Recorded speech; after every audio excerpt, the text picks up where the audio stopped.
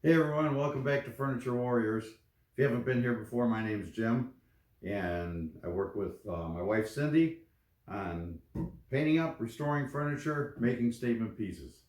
So today we're on part 3 of our coffee bar. This is the hutch, which we're going to be doing today.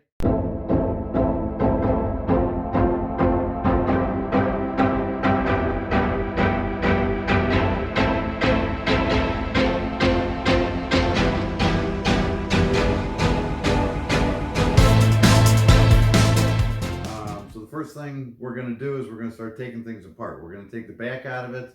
We're going to take the 2 shelves out of it. I've already started by marking in the corners, right up in the corners of each section here. I made little marks, registration marks, so that we know where all these boards are and where each one of these panels is going to lie. Cindy's going to be doing some stenciling in here. We want to make sure we have it centered. So I made some marks in here so that we can measure once we have this backboard out. Then we'll take out the 2 shelves, and then we'll start prepping everything to get ready to get it painted, get the stenciling done, and we'll go from there.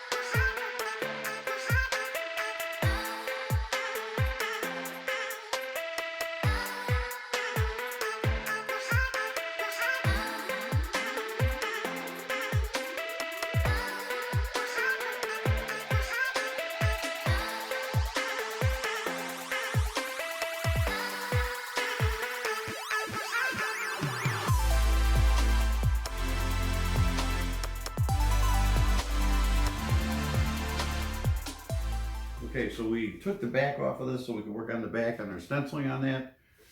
This has all been cleaned with Krud Kutter and rinsed down. We're getting ready to paint, and I took a look at this in our original, if you remember the base, we stained the top. So we were going to stain this shelf with this shelf down here to match. And as I got to looking at it, this bottom shelf, like the top of the base is solid wood. This one is a laminate. So here we go. Why would they do that? I don't know. They also have the cam locks in here, so I thought the shelves would just come right out. Not the case. I'd have to take out the top, the sides, the trim, all that stuff just to get these shelves out. So here we go again.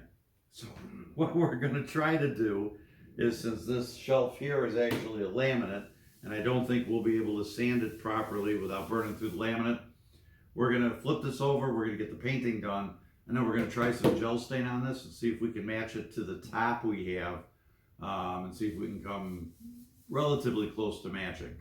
If we can do that, we'll be good, but we're going to go from there. We'll see what happens.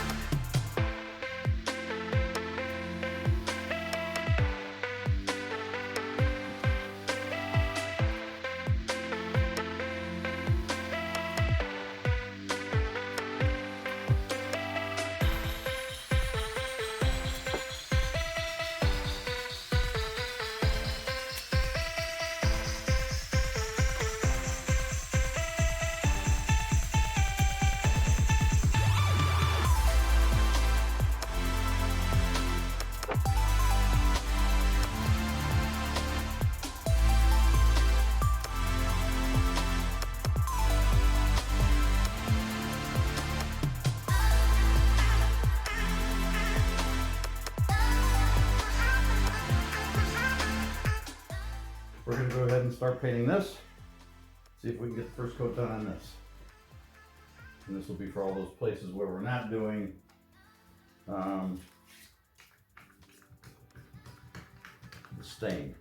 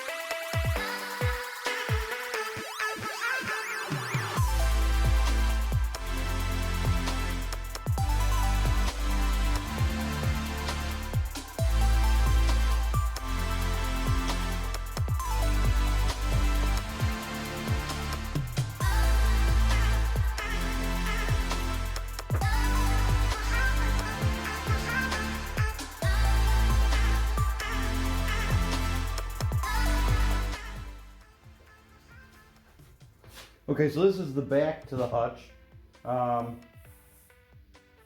We're new at this one. This is like almost like a fiberboard kind of material. It's not quite cardboard like you find on some of the entertainment centers, but it's not actually wood either. And it looks like this is kind of like printed on top, and it was glossy. So we cleaned it with a Krud Kutter, and we decided we're going to use slick stick to make sure we bond well to it, because it's kind of just a paper board. So we're going to try the slick stick and then move on to painting from there and see what happens.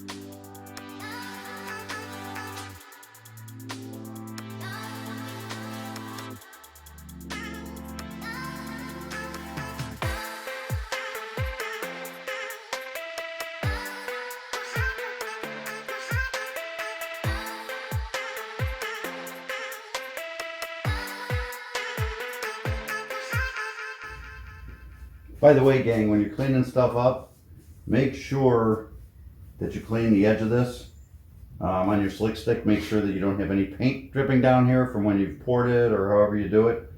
If you have any paint on here or any of the slick stick on here, when you put, I'm actually going to take this into the kitchen and clean the lid out too, because if you have any paint on these threads right here, you will have a heck of a time getting this back open. It's a bonding agent, so it will bond the lid to the jar, and you'll have almost have to bust it open in order to get it open again. So make sure that all these threads on here are clean when you put your lid back on this slick stick. Okay, so the first coat on the unit is dry, so I'm going to go ahead and give that a second coat. While I do that, Cindy's going to work on, goodness, trying to get the camera adjusted. Such fun we have. Whoops. We'll get you there. Okay, so Cindy is going to work on doing the stencil. I'm going to see if I can maybe zoom in just a little bit here. Okay, so Cindy's going to work on the first stencil that we have all laid out.